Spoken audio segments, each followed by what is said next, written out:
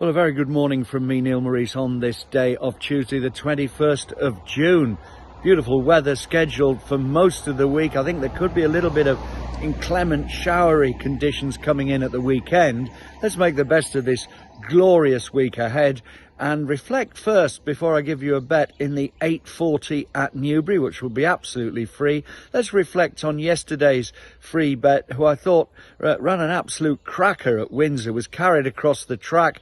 The bit I did get right is that the odds-on favourite flopped, but our horse Bring On the Music, or Bling On the Music, well, actually in the end was run out of it.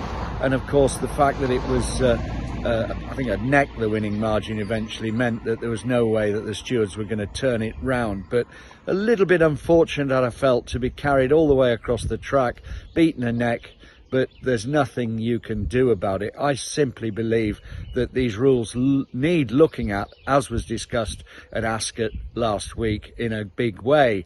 Now let's look at this 8:40 at Newbury, remembering of course yesterday that private clients got an absolute jumbo winner from me at Windsor, and that was a sure welcome for veteran trainer John Spearing in the sprint handicap, given an absolute peach of a ride by Luke Morrice, who put everything in at the finish to get this horse home.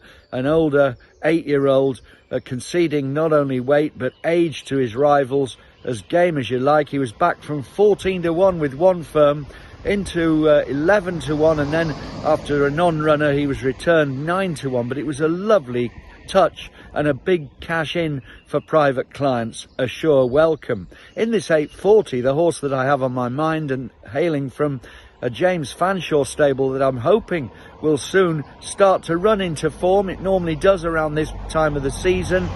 James not too lucky with Fresh in the Wokingham. That one didn't show up, did it? But in this race at Newbury, horse number 9, Libertus, this must have a massive chance for me. It was having its first run in a handicap when improving a long way on what it had done before to finish second at Lingfield the other day.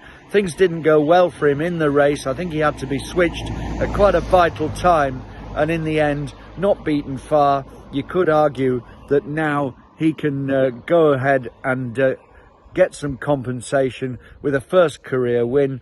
He has scope for improvement, which you can't say about many of his rivals, and I think he's well weighted. 11-4 the price of Libertus. In several places I'd take that. This is a win bet on Libertus in the 8:40 at Newbury, so we have to wait a long time for that, but I think he'll be worth the wait.